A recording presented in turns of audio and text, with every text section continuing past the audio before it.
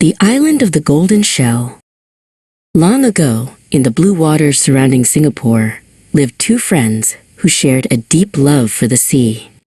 Ming was a Chinese fisherman who knew the secrets of the tides, and Halim was a Malay sailor who could read the language of the winds.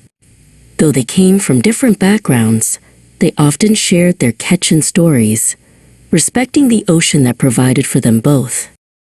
One afternoon, the air grew heavy and the birds stopped singing. Halim looked up and saw a wall of charcoal clouds swallowing the horizon. He knew the signs of a Sumatra storm, a sudden, violent squall that could turn the sea into a monster in seconds.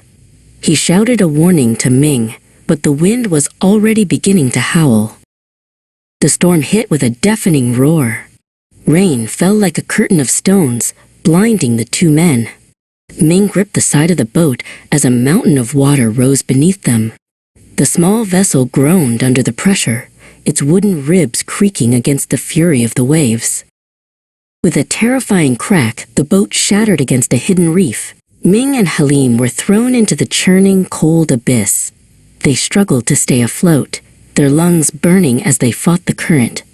In the chaos of the white foam, they reached out for one another, refusing to let the sea take them alone. Deep beneath the surface, a pair of ancient golden eyes opened. A giant sea tortoise, larger than any ship, had been resting in the depths for centuries. Sensing the plight of the two men, the magical creature paddled upward, her massive flippers moving like the wings of a great underwater bird. Just as Ming and Halim's strength began to fail, a solid surface rose beneath them. They were lifted out of the crashing waves, gasping for air. They found themselves lying on a vast, textured floor that felt like living stone. It was the back of the great tortoise, providing a sanctuary in the heart of the storm. The great tortoise knew the men could not survive on her back forever. With a low, rhythmic hum that vibrated through the water, she began a miraculous transformation.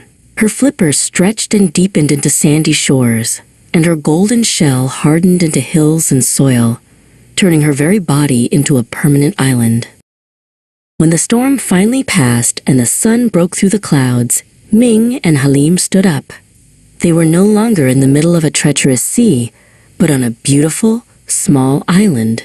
The great tortoise had sacrificed her journey across the oceans to become their home. They wept with gratitude for the silent guardian who had saved their lives. To honor the miracle, the two friends made a vow. Every year, they would return to the island to give thanks. Ming built a beautiful Chinese temple on the lowland, decorated with red lanterns and stone carvings, to offer prayers to Tuapek Kong, the merchant god, and Natuk Kong, the guardian spirit.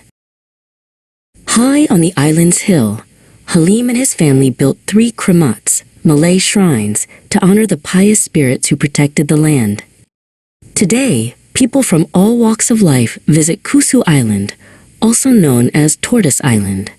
They come to see the temple and the shrines, remembering the story of two friends and the magical creature who brought them together.